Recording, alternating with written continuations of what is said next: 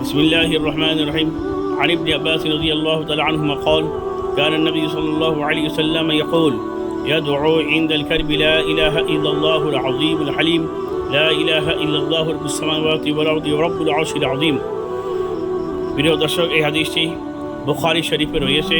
এই হাদিসের রাওয়ী ইবনে আব্বাস উনি বলতেছেন, নবী করিম সাল্লাল্লাহু আলাইহি সাল্লাম যখন কোনো পেরেশানির সম্মুখীন হতেছেন বা কোনো পেরেশানির সম্মুখীন হয়েছিলেন বা কোনো কষ্টের সম্মুখীন হয়েছিলেন, তখন নবী করিম সাল্লাল্লাহু আলাইহি সাল্লাম এই দোয়াটি পাঠ করিয়েছিলেন।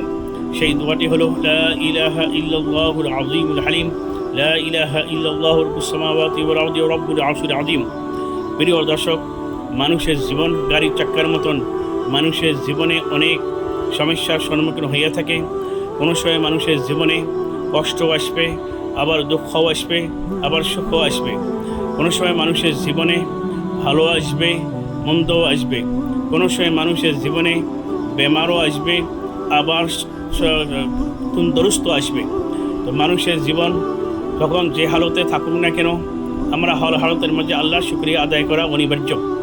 যাই হোক, আমরা যখন কোনো পেরেশানির সম্মুখীন হব, আমরা এই নিজের পেরেশানিকে কোনো ঔষধ বা কোনো কোটি টাকার মাধ্যমে বা কোনো বাংলার বা এসির মাধ্যমে আমরা নিজের পেরেশানিকে দূর করা অসম্ভব।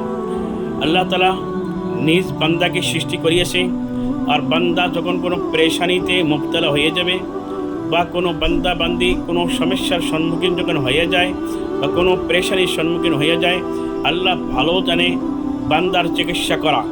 এই জন্য আল্লাহ তাআলা নবী করিম সাল্লাল্লাহু আলাইহি সাল্লামের মাধ্যমে সহিহ বুখারী শরীফের হাদিসের মাধ্যমে আমাদেরকে একটি দোয়া শিখিয়ে দিয়েছে। এই দোয়াটি এমন একটি মারাত্মক দোয়া, যে নাকি এই দোয়া পাঠ করবে যখন কোনো বান্দি পেরেশানির সম্মুখীন হবে বা কোনো কষ্টের সম্মুখীন হবে, তো ইনশাআল্লাহ এই বুখারী শরীফের হাদিসের দোয়াটি আমরা যারা মুখস্থ নাই তারা মুখস্থ করে নিয়ে এই দোয়াটি আমরা যদি রেগুলার আমরা সবসময় পড়ে থাকি, তো অনিবার্য আল্লাহ তাআলা তোমার আমার থেকে পেরেশানিকে দূর করিয়ে দেবে এবং কষ্টকে দূর করিয়ে দিবে। নবী করিম সাল্লাল্লাহু আলাইহি সাল্লাম আরও যে সময় কোন কোন দোয়া পড়তে লাগে সমস্ত দোয়া আমাদেরকে শিখিয়ে দিয়েছে, কিন্তু আমরা আফসোসের বিষয় আমাদের হাতে সময় নেই। নবী করিম সাল্লাল্লাহু আলাইহি সাল্লাম নিজের জীবনকে সুন্দর রাখার জন্য, নিজের জীবনের শান্তি রাখার জন্য যেগুলো আমাদেরকে দোয়া দিয়েছে, আমাদের হাতে ভাই সময় নেই। আমরা কিভাবে দোয়াগুলো মুখস্থ করব? এই দোয়াগুলো যদি আমরা মুখস্থ করি, আমরা নিজের জীবনের মধ্যে আমলে নিয়ে আসতাম, আশা করা যায় কোনো দিন আল্লাহ তাআলা আমাদেরকে পেরেশানি দিত না।